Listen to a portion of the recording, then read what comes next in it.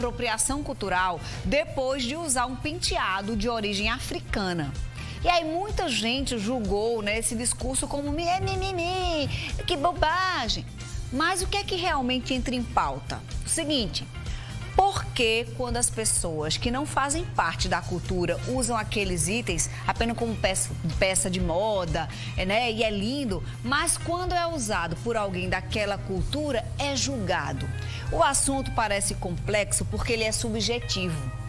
Vai muito de valores, vai muito do que você entende de cultura, não é? Então, a gente preparou uma reportagem sobre esse tema, principalmente para você não sair já dando opinião sem conhecer intrinsecamente, né, as particularidades dessa temática. Olha só. Turbantes, dreads, vestir branco nas sextas-feiras. Um turbante carrega significados mais complexos e profundos do que simplesmente ser uma vestimenta.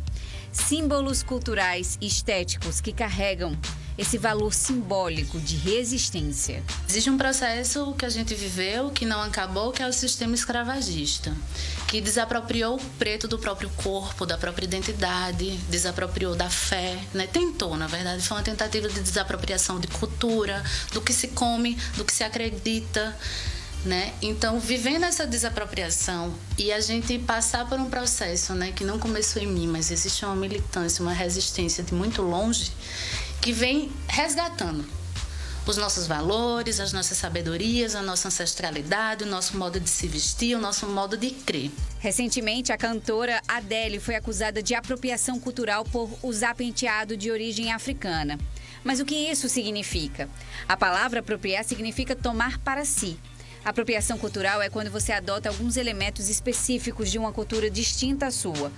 Por exemplo, formas de vestir ou adorno pessoal, como turbantes e tranças, música e arte, religião, língua ou comportamento social.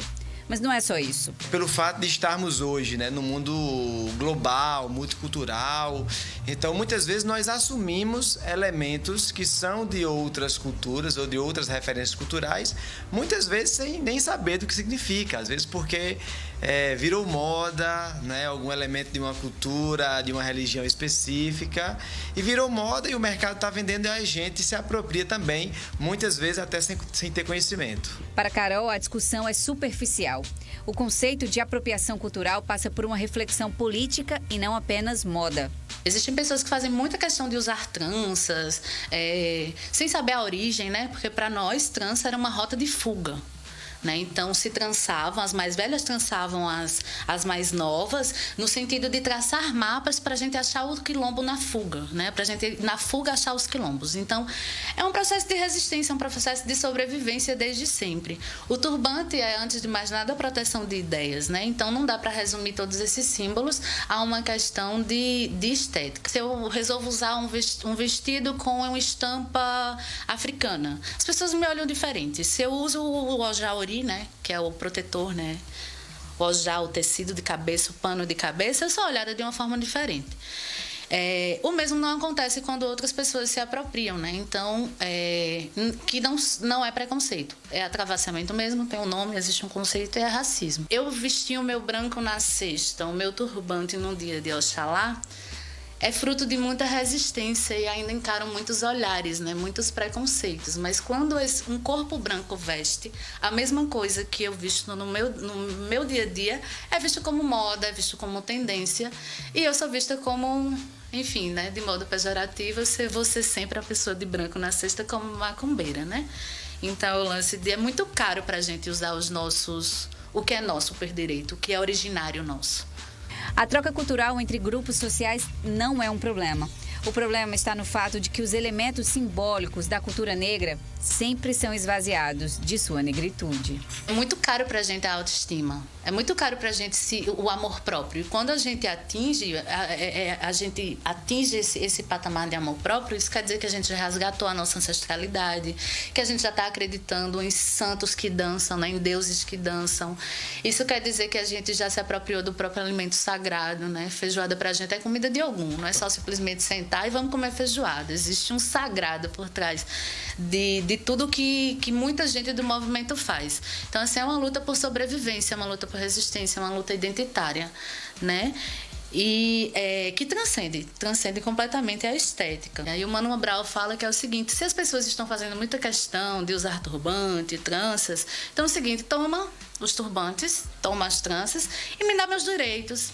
Né? Me dá os salários mais altos, os cargos de poder, me dá a sobrevivência da juventude negra. Né? Então, a luta do movimento, ela perpassa, né? Ela transcende ao identitário. É uma luta por sobrevivência. Então, assim, enquanto as pessoas estão falando de moda e de estética, o movimento negro está lutando não só por isso, né? Mas muitas outras coisas.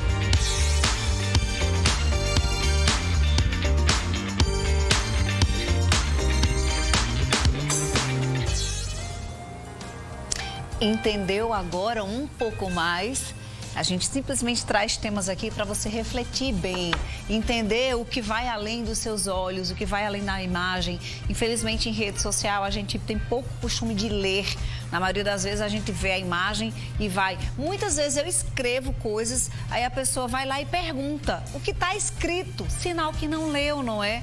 Algumas vezes eu até respondo, mas na maioria das vezes eu fico com vontade de dizer, puxa vida, custava nada ter lido antes de fazer lá a pergunta, que está lá a resposta. Então preste atenção, tá? Vai além daquilo que os olhos compreendem.